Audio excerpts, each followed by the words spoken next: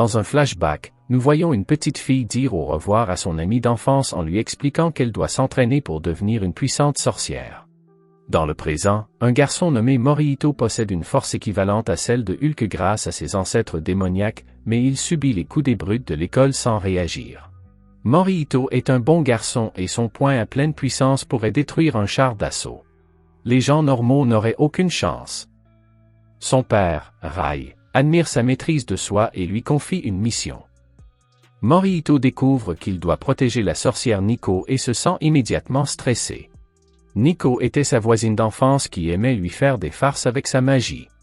Un jour, Nico est parti avec sa mère, Ibuki, pour s'entraîner dans la terre sacrée des sorcières. Son père lui explique que leur famille, descendante d'hybrides entre démons et humains, est liée par un contrat qui l'oblige à protéger les sorcières en difficulté. Comme il part pour un long voyage d'affaires à l'étranger, il confie cette tâche à Morihito. Il se moque de Morihito en lui disant que vivre avec une lycéenne, c'est comme un rêve, tandis que Nico fait son entrée triomphale en brisant la fenêtre du salon et en atterrissant juste devant Morihito. La jeune fille est toujours aussi mauvaise en magie, tout comme lorsqu'ils étaient enfants. Morihito lui tend des snacks et commence à nettoyer les morceaux de verre. Nico est fasciné par la gentillesse et la beauté de son ami. Rêvant déjà à des moments romantiques en couple pour le conquérir, Nico propose de réparer la fenêtre avec sa magie. Morihito, suivant ses instructions, lui tend sa tasse préférée pour qu'elle l'utilise comme conducteur magique. La fenêtre est réparée, mais sa tasse préférée est en 1000 morceaux. Morihito est dévasté, mais Nico lui explique que la tasse était un sacrifice nécessaire pour le sortilège. La magie de Nico fait des miracles, mais elle a toujours un prix. Le problème? Nico ne se rend pas compte que certains coups sont dangereux. Pour montrer son talent, elle commence à lancer des sorts de manière imprudente et se transforme en poupée de papier. Une rafale de vent la propulse à l'extérieur et Morihito se précipite pour la sauver. Malheureusement, Nico se retrouve coincé dans un espace étroit entre deux murs. Si le sortilège disparaît, elle sera écrasée. À ce moment précis, Momota, le tyran qui harcèle Morihito depuis l'enfance, fait son apparition. Leur rivalité a commencé lorsque Morihito a protégé Nico et blessé Momota, ce qui lui a valu une réprimande de la part du père de Momota. Depuis lors, Morihito évite les disputes, mais Momota continue de le prendre pour cible afin de se venger. N'ayant pas le temps de s'occuper du pathétique tyran, Morihito enfonce le mur d'un coup de poing, sauvant Nico juste avant que le sortilège ne se dissipe. Il dit à Nico d'utiliser la précieuse coiffure de Mimoto comme sacrifice pour réparer le mur, laissant le tyran dans le désespoir. Peu après, ils se rendent au supermarché, achètent des tonnes de snacks et Nico jette un sort pour les alléger. Morihito lui dit d'arrêter d'utiliser la magie à la légère. Ils pourraient être pris pour des monstres si leur identité était découverte, mais Nico n'y prête pas attention. Elle est enthousiaste à l'idée d'utiliser ses pouvoirs pour aider les gens et d'accepter son identité de sorcière. Elle dit que le pouvoir d'une sorcière s'améliore dans un environnement social, tandis qu'il devient plus incontrôlable si la sorcière vit dans la solitude. À ce moment-là, quelqu'un a besoin d'aide. Une fille est piégée dans un incendie. Nico et Morihito sautent sur un balai volant pour la sauver, mais le balai ne peut pas supporter 3 personnes. Nico lance alors un sort pour alléger Morihito. La personnalité de Morihito change et il commence à draguer la jeune fille sauvée avec des blagues de mauvais goût. Nico comprend qu'elle a également allégé la personnalité de Morihito. Puis, le coup du sort se fait sentir et les sacs de course deviennent lourds. Non seulement les snacks sont plus lourds, mais Morihito devient également extrêmement lourd. Cette nuit-là, Nico essaie de dormir à côté de Morihito, mais il la chasse de la chambre. Morihito se souvient que Rai lui a dit qu'Ibuki, la mère de Nico, avait prédit un danger pour Nico dans l'année, raison pour laquelle elle avait besoin de protection. Morihito garde cette prophétie secrète pour ne pas blesser Nico. Contrairement à Morihito, Nico rêve constamment de se rapprocher de lui, se comportant comme l'héroïne d'un anime romantique. Lorsque la nouvelle année scolaire commence, Nico voit tous les jeunes couples et se plonge encore plus dans ses fantasmes amoureux. Morihito lui dit qu'il a quelque chose à lui dire et le cœur de Nico bat la chamade, s'attendant à une déclaration. Au lieu de cela, il lui dit seulement de cacher son identité de sorcière et d'éviter d'utiliser la magie. Leur professeur, Yuri, est une nerd obsédée par les mangas. Craignant que son hobby ne la fasse paraître immature, elle dit à la classe que son centre d'intérêt est la danse. Nico remarque que la gomme de Morihito est minuscule alors qu'il note des informations sur ses camarades de classe. Pour l'aider, elle essaie de lancer un sort de croissance, mais elle touche accidentellement les cheveux de Morihito.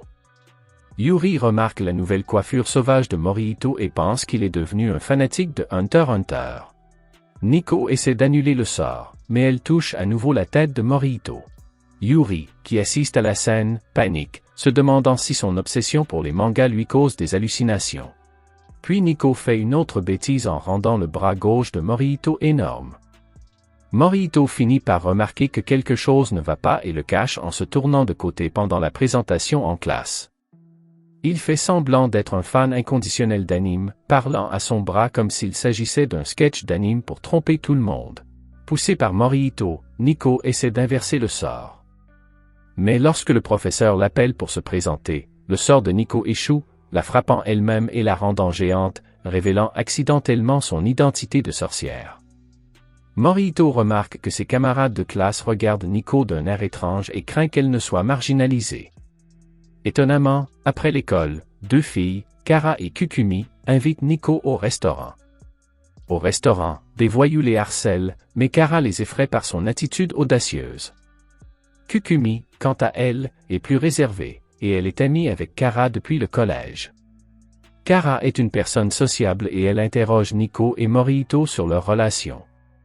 Quand elle découvre qu'ils sont colocataires, son esprit imagine des scénarios coquins. À proximité, Morihito surveille Nico. Quand il voit les voyous s'en prendre aux filles, il les met KO d'un seul coup. Personne ne peut gâcher les moments de bonheur de Nico. Les jeunes d'aujourd'hui sont à l'aise avec le surnaturel et Kara supplie Nico de montrer sa magie. Yuri entre dans la classe et trouve les élèves assis au plafond, défiant la gravité. Dans le cours suivant, Yuri organise un jeu, mais avec Nico dans les parages, cela va être tout sauf normal. À l'intérieur de la barrière magique de Nico, les élèves flottent librement. Certains font une sieste en plein air. D'autres imitent les poses de vol de Dragon Ball. Les autres classes et Yuri sont jaloux. Aujourd'hui est une journée difficile pour Morihito. Enfant, son héritage démoniaque lui a valu d'être rejeté par les autres, alors depuis, il l'a toujours caché. Contrairement à l'approche prudente de Morihito, Nico est fier de son identité de sorcière. Peu après, les ennuis commencent. Une camionnette de livraison influencée par la barrière de Nico se met à flotter. Morihito attrape la camionnette alors qu'elle s'envole, un exploit qu'aucun être humain normal ne pourrait accomplir sans subir de dommages. Incapable de se cacher plus longtemps, il avoue être un hybride entre un démon et un être humain. L'optimisme de Nico le pousse à avouer la vérité. Au lieu d'être terrifiés, leurs camarades de classe exultent, ravis d'avoir deux super-héros parmi eux. Nous voyons ensuite la mère de Nico, Ibuki, qui utilise le livre des prophéties en riant malicieusement. Nous découvrons qu'elle utilise son pouvoir pour prédire ce qui va se passer. Le livre commence par mentionner certains chiffres qui correspondent à des mots sur certaines pages et lignes. En rassemblant ces mots, Ibuki prédit l'avenir. Quand elle finit de lire, elle découvre qu'un chien et des gouttes de pluie vont causer un désastre. Pendant ce temps, Morihito prépare une tasse de café. Il dit à quel point il aime cette routine tranquille et que, même si sa tasse s'est cassée, il en a acheté une nouvelle qui est très belle. Le garçon profite de ces moments de paix pendant le week-end. Puis Nico se réveille et essaie d'attirer l'attention de Morihito, pensant en elle-même à quel point son pyjama est joli, mais il ne montre aucun intérêt. Nico se demande pourquoi il réagit ainsi. Morihito lui dit que ce n'est pas parce que c'est un jour férié qu'elle doit être paresseuse et qu'elle doit se changer immédiatement, ce qui la fait se plaindre qu'il est pire que sa mère. Elle voit à quel point les filles d'aujourd'hui sont toujours à la mode et lui montre un magazine avec de nouveaux styles, mais elle admet qu'elle n'en a aucun. Elle jette un sort pour transformer les vêtements des photos en vrais vêtements. Mais comme les vêtements sur les photos ne montrent que le devant, l'arrière des vêtements apparaît transparent. Nico ne sait pas quoi faire et pense que Morihito ne veut pas voir l'arrière, alors elle hésite. Finalement, elle décide de sortir et de lui montrer ses nouveaux vêtements. Morihito est déconcerté par son comportement et elle lui demande de ne pas regarder, ce qui le surprend. Il décide de se préparer une autre tasse de café, mais lorsqu'il se lève, elle l'accuse d'être un pervers, le laissant sous le choc. Elle se déplace sur le côté jusqu'à se retrouver à nouveau devant lui et lui demande ce qu'il en pense. Il répond qu'elle est jolie. Puis le garçon comprend qu'elle veut sortir et lui dit qu'elle s'est habillée ainsi pour cela, l'exhortant à sortir immédiatement. Elle lui répond timidement que non, car elle voulait seulement qu'il voie sa robe. Il lui dit qu'elle est jolie, mais que ses vêtements normaux sont aussi beaux, confortables et simples. Il pense que les gens sont plus beaux dans les vêtements qu'ils aiment, ce qui embarrasse Nico. Déterminée, la jeune fille court se changer, mais elle oublie la partie transparente de sa robe. Elle se change ensuite et enfile ses vêtements habituels. Morihito lui demande de quelle époque sont ses vêtements, et elle lui répond qu'elle ne sait pas, mais que tous ses vêtements appartiennent à sa grand-mère française. À la grande surprise de Morihito, il affirme savoir qu'ils datent du XXe siècle et qu'ils ont une grande valeur. Nico comprend alors pourquoi le cœur de Morihito battait fort quand elle portait cette robe et lui dit qu'il est évident que son cœur bat fort parce que ses vêtements sont de grande qualité et qu'on n'en trouve plus de semblables. Cela rend Nico triste et elle lui rappelle que son manteau appartenait à Adolphe et date des années 40. Nico exprime alors son étonnement à son égard en lui disant que son cœur bat fort pour les vêtements vintage, mais pas quand il l'a vu avec ceux qui étaient transparents. En réponse, Morihito ne montre aucune réaction, disant que ses vêtements étaient transparents, mais qu'il n'a rien vu. Plus tard, plusieurs colis arrivent à leur domicile, tous destinés à Nico. Morihito demande ce qu'il y a dedans et elle lui explique qu'il s'agit de livres et de mangas. Il remarque un colis qui lui est adressé et Nico lui dit que c'est sûrement de sa mère, ce qui le rend curieux. À l'intérieur du colis, il trouve une lettre qu'il commence à lire. Il apprend que la mère de Nico vit désormais dans un village appelé Uzunkyo au Japon, car il y a une chasse aux sorcières et cette ville est devenue le nouveau foyer des sorcières. Ibuki a décidé de s'y installer, car prédire l'avenir demande beaucoup d'énergie magique et elle reste là-bas pour augmenter son pouvoir, accomplir la prophétie et comprendre ce qui arrive à sa fille. Elle demande à Morihito de protéger sa fille pendant cette période.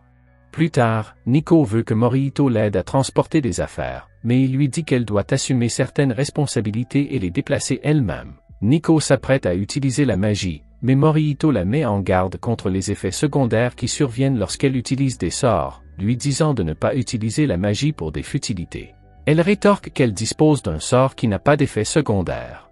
Une fois qu'elle a terminé, une autre version de Nico apparaît, mais Morihito remarque que Nico et sa copie sont toutes deux devenues plus petites. Lorsque Nico essaie de soulever un paquet, elle n'y parvient pas. Elle demande à l'autre copie de l'aider, ce qui énerve encore plus Morihito. Nico a alors l'idée de diviser les deux copies en deux autres, afin de pouvoir terminer le travail plus rapidement. En effet, il y a 4 versions d'elle, mais elles ne peuvent toujours transporter qu'une seule boîte, ce qui énerve encore plus Morihito. Finalement, il décide de transporter lui-même les paquets et termine rapidement le travail. Les copies de Nico se moquent de Morihito, alors il leur dit de redevenir une seule personne, mais elles lui demandent d'attendre un instant. Il accepte et continue à lire la lettre. Dans la lettre, Ibuki dit avoir reçu une nouvelle prophétie selon laquelle un chien et des gouttes de pluie provoqueraient une catastrophe. Soudain, Morihito entend Nico crier alors qu'un chien la poursuit. Il se précipite pour la sauver et se fait mordre à l'épaule alors qu'il protège Nico. Le propriétaire du chien arrive et s'excuse en disant que son chien s'était perdu. Morihito répond avec colère que si cela se reproduisait, il ne l'ignorerait pas, alors le chien et son maître s'enfuient, effrayés. Nico et sa copie s'accrochent à Morihito, terrifiés, et décident de revenir à la version originale. Plus tard, Nico commence à s'excuser, pleurant parce que tout ce qui s'est passé est de sa faute. Mais il la rassure en lui disant qu'il va bien. Plus tard, Nico va préparer le café pour Morihito quand il ouvre le sort que la mère de Nico lui a envoyé.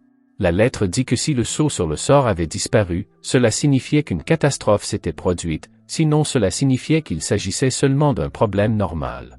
Morihito commence à réfléchir à la catastrophe qui pourrait être causée par un chien et quelques gouttes de pluie. Il allume la télévision pour regarder les informations et vérifier la météo.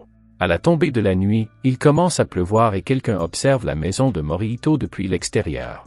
Plus tard, Morihito et Nico sortent pour acheter des haricots, car c'est le seul moyen de redonner de l'énergie à Nico. Il aurait pu rester à la maison au lieu de l'accompagner.